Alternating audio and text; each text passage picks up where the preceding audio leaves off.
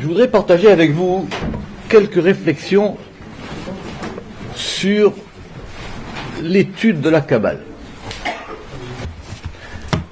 Et plus précisément sur l'étude de la Kabbale dans le Zohar. Je pense que vous savez tous que dans le judaïsme, et c'est une particularité, il y a une mitzvah, il y a un commandement, il y a un impératif d'étudier. C'est-à-dire, au sein même de la religion juive, il y a le souci de l'étude. On ne parle pas des autres commandements, de pratiquer, de croire, etc. Mais il y a une obligation d'étudier, de penser, de réfléchir, d'analyser nos textes et nos traditions. Là où ça devient compliqué, c'est que, quand on regarde dans la Torah, ce commandement est exprimé de diverses manières. Mais on va dire qu'il y en a deux. Il y a le fait qu'il y a une obligation d'étudier. Tout le monde doit. Il y a un interdit d'être sot et il y a un commandement d'essayer de ne pas l'être trop. D'accord ? Mais il y a aussi un deuxième commandement qui est de transmettre. On a un commandement de transmettre. C'est une mitzvah de transmettre. C'est la grande sagesse du judaïsme, simplement. C'est que les choses doivent être transmises. Et une dame posait la question, c'est vrai qu'on transmet des traditions, on transmet des coutumes, on transmet beaucoup de choses du point de vue existentiel, mais on se doit aussi de transmettre des connaissances. Bon, on ne va pas rentrer là-dedans, il y a beaucoup de littérature là-dessus, etc. À quel point c'est un commandement important de transmettre tout ce qu'on peut faire, et tout ce qu'il faut faire pour éviter que, pour pas que ça se perde, et pour que ça perdure. Ce qui est intéressant, c'est de savoir d'où est-ce qu'on l'apprend.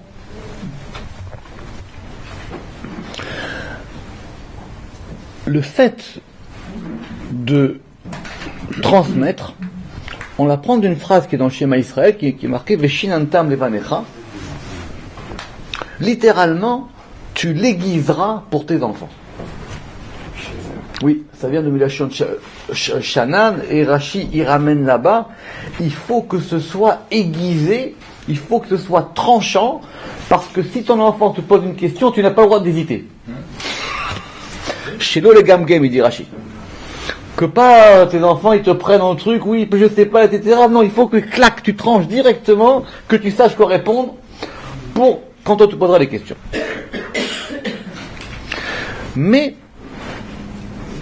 l'obligation d'étudier, c'est pas le sujet ici, mais c'est assez compliqué. Paradoxalement, on l'apprend pas directement de la Torah. C'est-à-dire, on l'apprend pas des 5 livres de la Torah, mais on apprend d'un verset qui est dans le livre de Josué. Ça pose beaucoup de questions à beaucoup de commentateurs, on aurait pu le trouver de la Torah, etc. Mais en tout cas, le Shulchan Aruch le ramène, le Rambam le ramène, et ça s'appuie sur un verset qui dit « Ve'hagita bo yomam valayla ». Ve'hagita, ça ne veut pas dire étudier. Ça veut dire méditer. Ça veut dire réfléchir. Ça veut dire s'imprégner. Beau, pourquoi il y a marqué beau, alors que la Torah c'est un féminin? Parce que beau, on parle du livre de la Torah. Ve'hagita bo, il n'y a pas marqué ve'hagita ba. D'accord? Ve'hagita bo yomam balayla. Et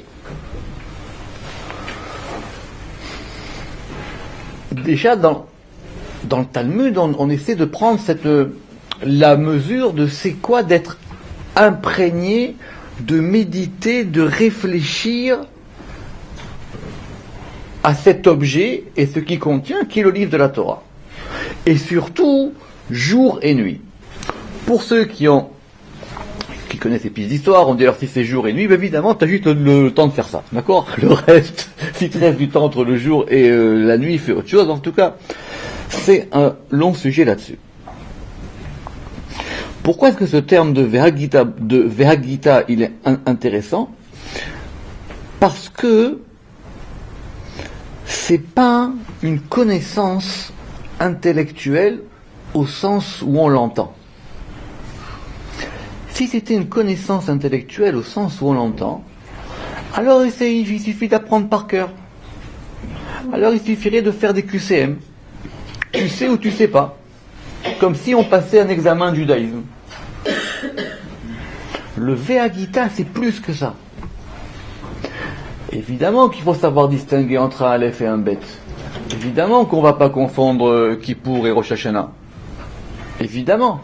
Mais le Vehagita, c'est le fait de méditer. C'est pas quelque chose de purement intellectuel. Il y a plus que ça là-dedans. Il y a plus que ça. Et le français ne nous est pas d'un grand secours parce que ce genre de nuances ne sont pas assez précises en français. On va dire quoi? Alors c'est un savoir, mais c'est pas une connaissance. C'est une étude, mais c'est pas. C'est une étude, mais c'est pas simplement une récitation. Bref, c'est un sujet très complexe. Mais il y a la vie de Rabbi Shimon Bar Yochai dans la Gemara. Et Rabbi Shimon Bar Yochai dans la Gemara, il a un avis très particulier, qui est d'abord que comment est-ce que, si c'est un commandement, et chaque commandement, il y a un moment où on l'accomplit ou on l'accomplit pas, et un moment où on en est quitte ou on n'en est pas quitte, c'est comme une obligation.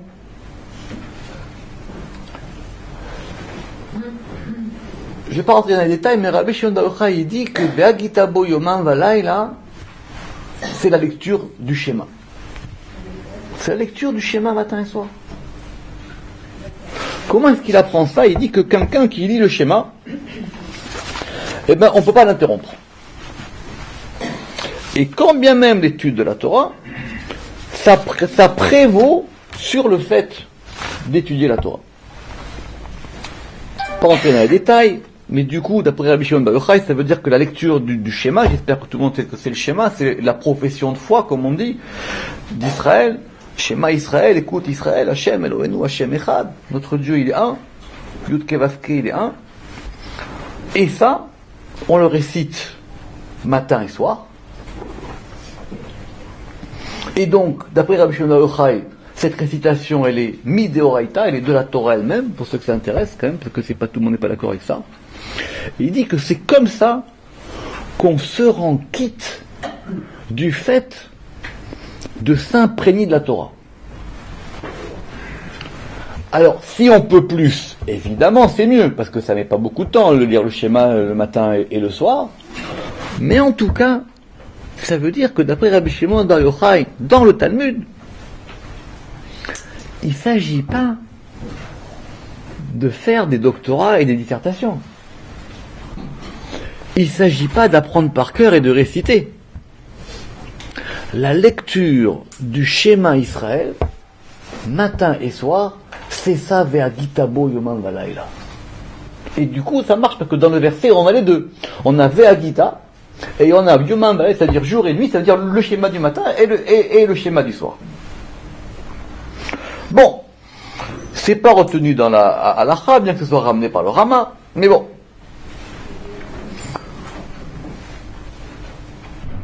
Du coup, ça veut dire quoi alors étudier? Ça veut dire quoi alors étudier la Torah? C'est réciter une phrase? Nous on croyait que c'était avoir une grande bibliothèque avec plein de livres et on est content et je tire ce livre et je vais t'apprendre ci et ça et ça et ça et ça et ça. Non, rien. Le schéma Israël.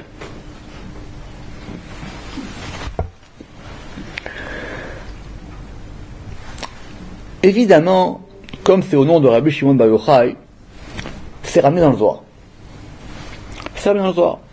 Et le Zohar dit, c'est quoi Ve'agita boyomam balayla? Il dit Ve'ukmoa, et on l'a déjà établi, Rabbi Shlomo il a établi, c'est le fait de lire le Kriyat Shema le matin et le soir.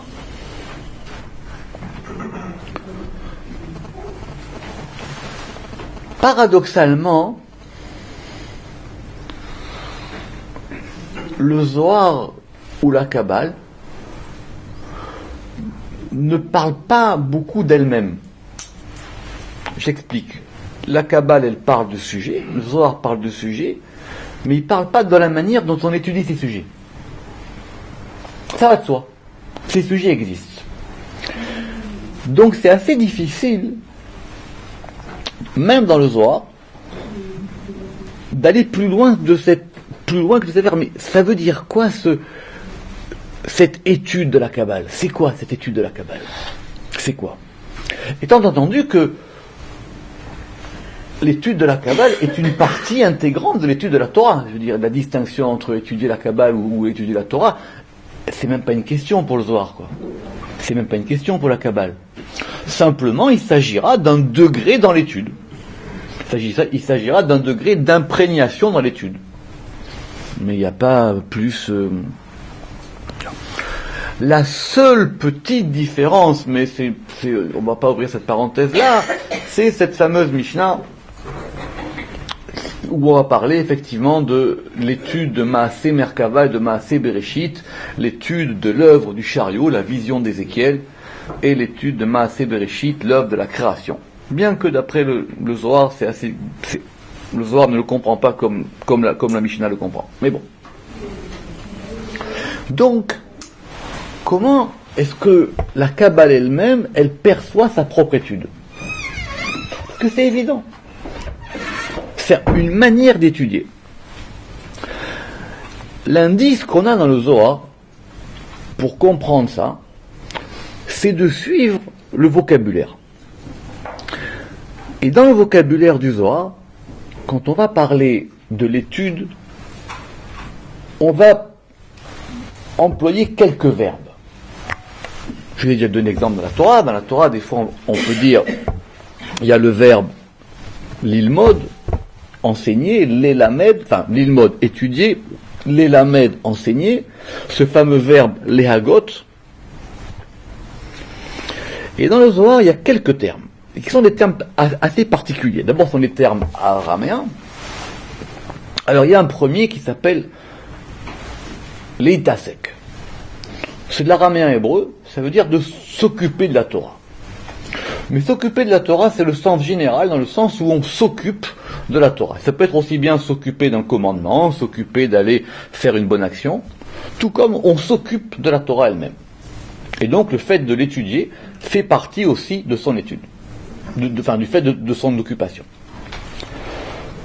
Il y a un deuxième verbe qui est lae, lamed aïn yod, c'est comme ça qu'il est référencé dans le Jastro, qui lui,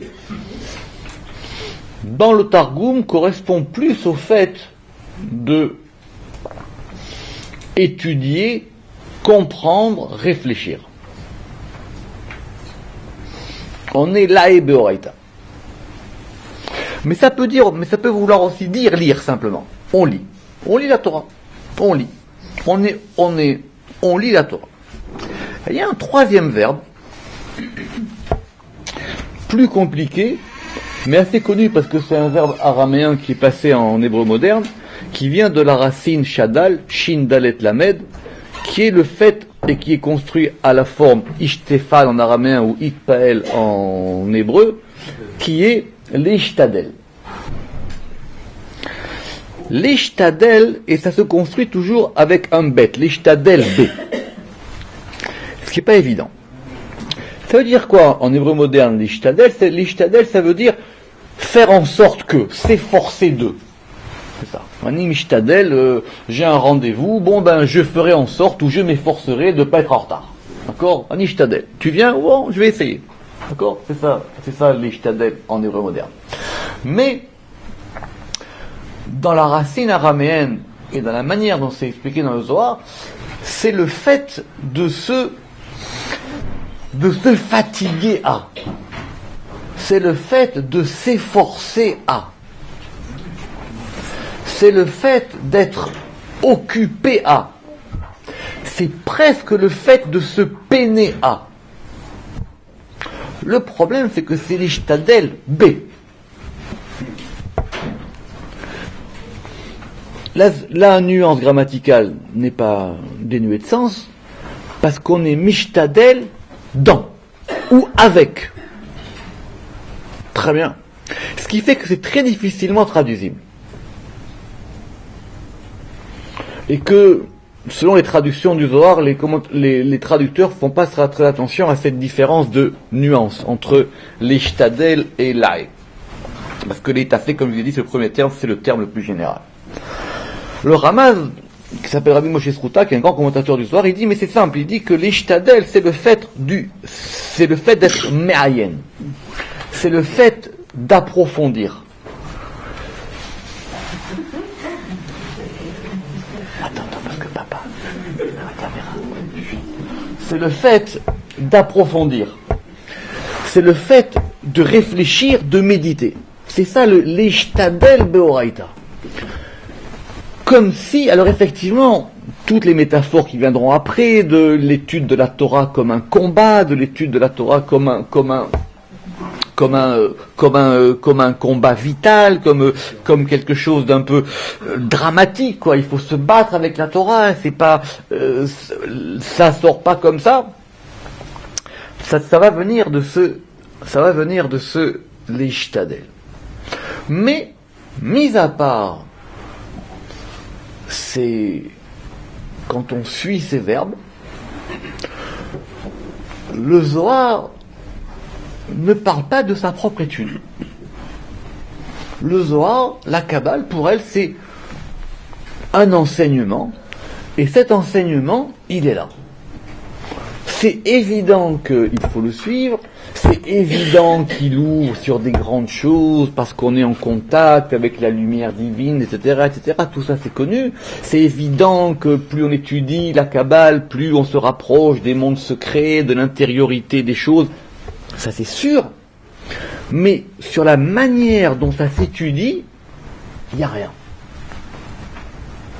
Alors évidemment, c'est une transmission d'élèves, de maîtres, etc.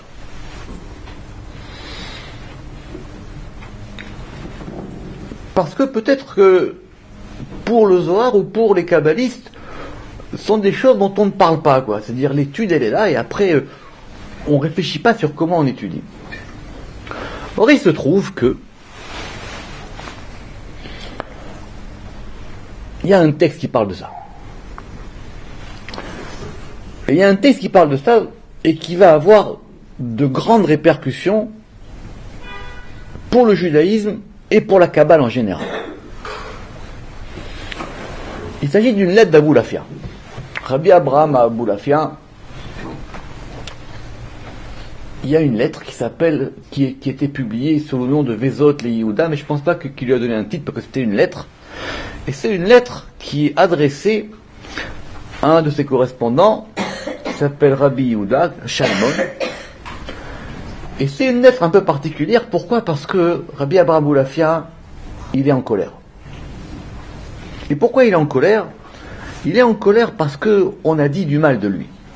Donc c'est une histoire connue que le Rashba, Rabbi Shmuel ben Aderet, avait entendu parler d'Aboulafia, il avait dit qui c'est cet hurluberlu, etc. Donc il avait émis une missive contre lui, et sans même l'avoir rencontré ni parler avec lui. Et Aboulafia, il est peiné. Il est peiné, ça lui fait de la peine. Que quelqu'un qu'il ne connaisse pas dise du mal de lui, etc. Mais, comme c'est un Méditerranéen, il est plus en colère que peiné. Alors donc, plutôt que de se lamenter, il dit « tu vas voir que tu vas voir ». Et donc il écrit cette lettre. Et il écrit cette lettre magnifique.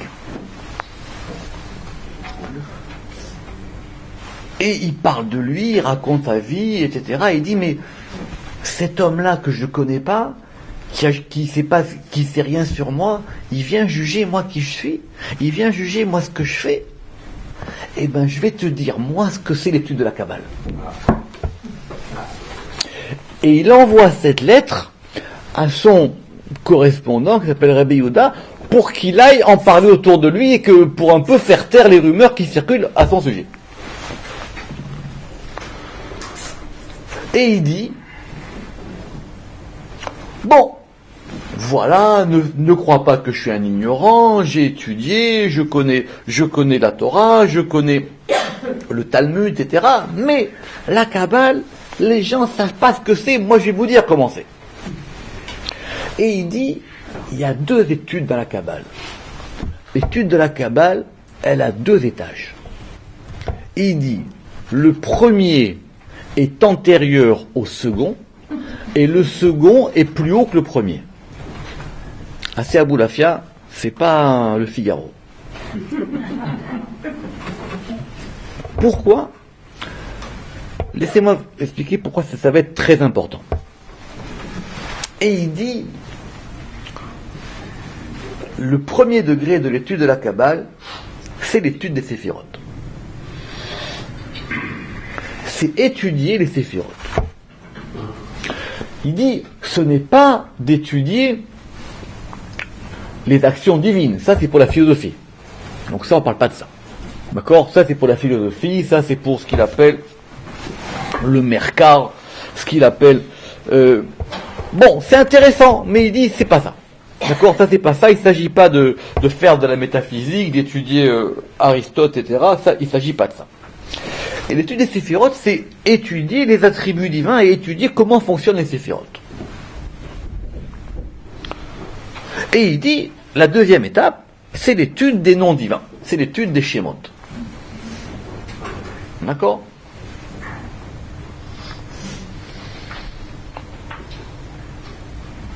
On suppose que, et on va revenir à ça, que ces 7 lettres, traduites par un personnage haut en couleur et bas en vertu, qui s'appelait Flavius Mithriade, qui aurait traduit cette lettre à pic de la Mirandole, et qui l'aurait inséré dans les fameuses conclusions, et qui aurait donné l'erreur de toute l'histoire de la Kabbale.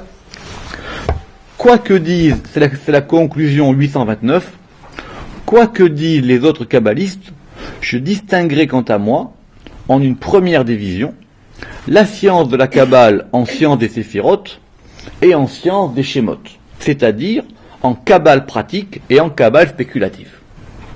D'accord ? Depuis cette conclusion de Pic de la Mirandole, on n'a pas bougé, en général, de cette définition-là. Des gens que je ne citerai pas, on dit qu'on parlera après de la Kabbale théosophique, de la Kabbale extatique, etc., etc., etc. Ça vient de là. Ça provient de là. Très bien. Si il est avéré que la source de cette conclusion de Pic de la Mirandole provient de la lettre d'Aboulafia, soit le traducteur n'a pas tout traduit, soit il n'a pas compris, ou soit tout le monde s'est trompé. Parce que dans Vezot le Yehuda, il n'y a pas écrit ça du tout. Il n'y a pas écrit ça du tout. Mais, le fait de dire il y aurait une Kabbale intellectuelle, on étudie la Kabbale de façon intellectuelle, les sphirotes, les mondes, etc. Et puis il y aurait une Kabbale beaucoup plus ésotérique, la Kabbale de la Kabbale. Là où c'est en plus très embêtant, c'est que je suis pas latiniste, mais quand même, il dit que c'est tanquam in praticam et speculativam. Il y a une différence entre la Kabbale pratique et la Kabbale spéculative. Le mot pratique, il n'est pas dans Aboulafia. D'accord ? Il n'est pas dans Aboulafia. Donc, d'ici, on distinguerait, en gros, la Kabbale pratique, et après ça va vite. Parce qu'ici, on a dit que c'était la science des Shemot, qui serait la science pratique et la science des séphirotes qui est Kabbale spéculative. Si vous avez l'occasion de lire ce livre, vous allez passer un très bon moment parce que le traducteur du livre, il découvre le truc. Il dit mais ça marche pas. Et il dit ça marche pas. Et c'est rare pour un traducteur. Il dit bon écoutez, je traduis le livre, c'est que mon boulot, mais je comprends plus. Un coup on dit que c'est pratique, un coup on dit que c'est spéculatif, un coup on dit que c'est les sphirotes et un coup on dit que c'est les shémotes. D'accord? Et le traducteur c'est excellent, il dit mais je comprends pas du tout ce que je suis en train de traduire. Pourquoi? Parce qu'il n'est pas évident que la Kabbale des séphirotes soit la Kabbale pratique et que la Kabbale des shémotes soit la Kabbale spéculative ou vice versa ou les deux. Très bien, mais revenons aux choses simples.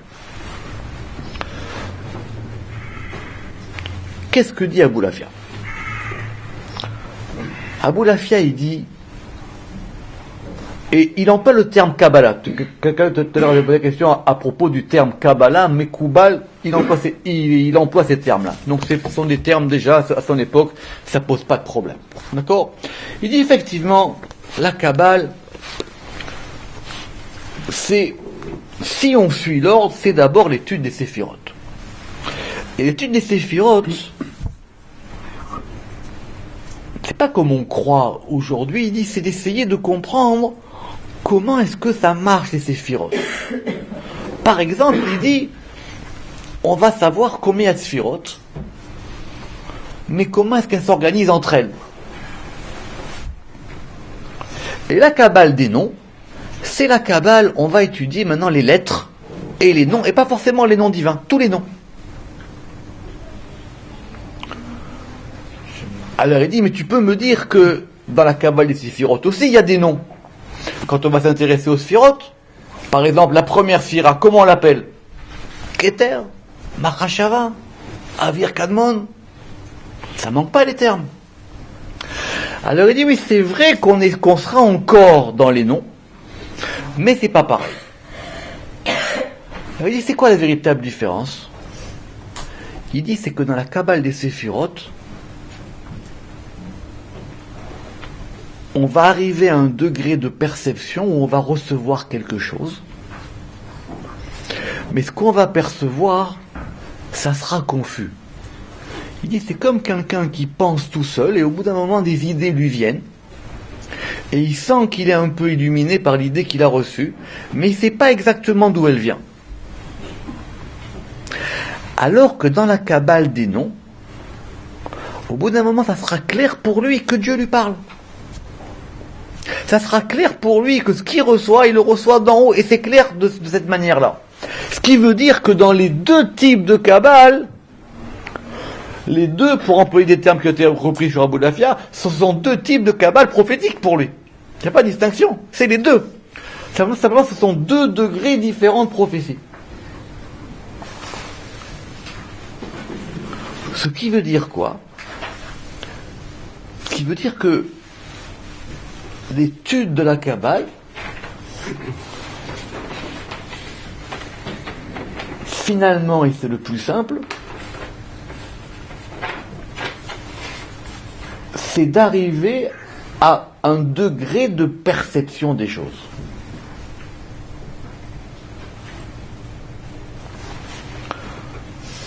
C'est arriver à un degré de connaissance des choses, mais qui se fait du degré de la réception. Et cette chose-là, elle passe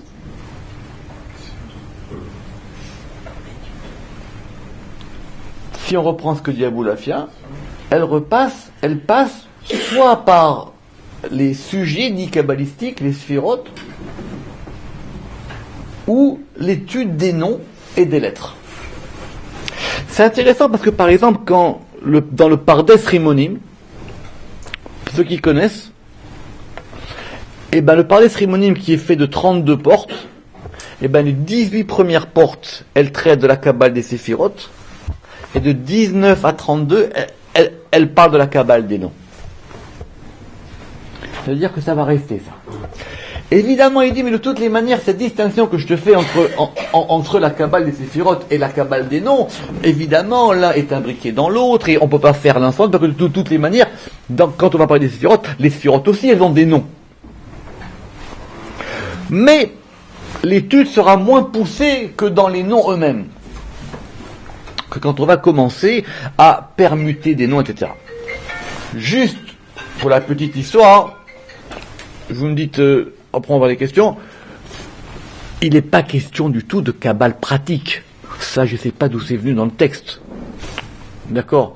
La Kabbale pratique, c'est autre chose.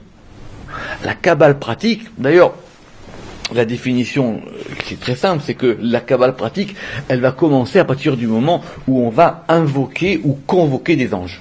D'accord ? Mais tant qu'on n'est pas arrivé à ce degré-là, ça ne s'appelle pas encore la Kabbale pratique. Mais ce qui ne veut pas dire que l'autre est une Kabbale théorique. Vous comprenez comme quoi cette distinction n'est pas terrible.